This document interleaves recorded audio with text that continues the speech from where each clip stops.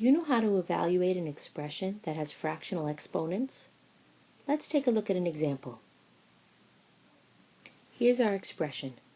4 times 6 squared minus 25 to the 1/2 power times 3 plus 64 to the 1/3 power.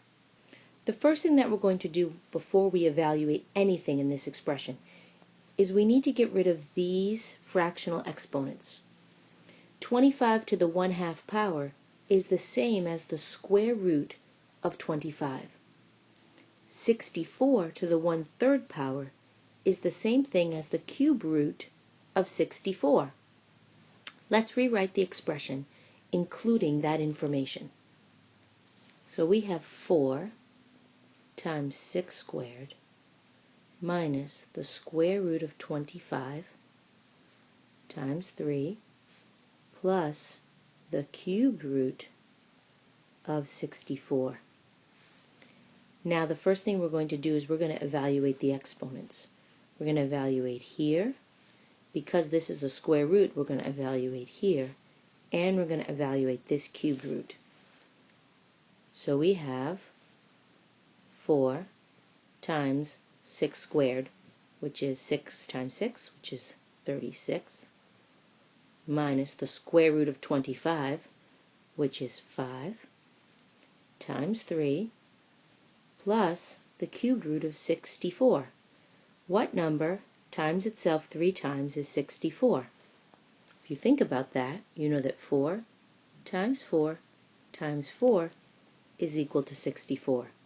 So the cubed root of 64 is 4.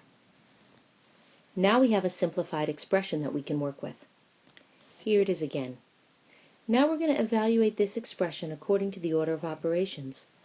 We're going to do the multiplication first. We have multiplication here and multiplication here.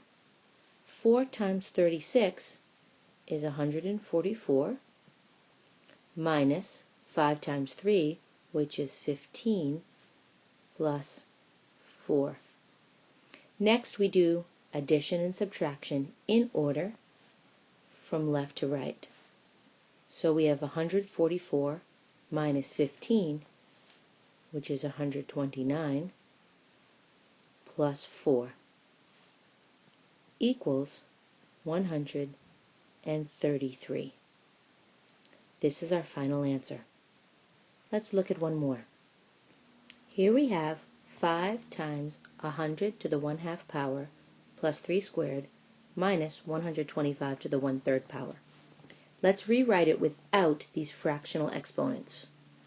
So we have 5 times 100 to the 1/2 power is the same as the square root of 100 plus 3 squared minus 125 to the 1/3 power is the same as the cubed root of 125.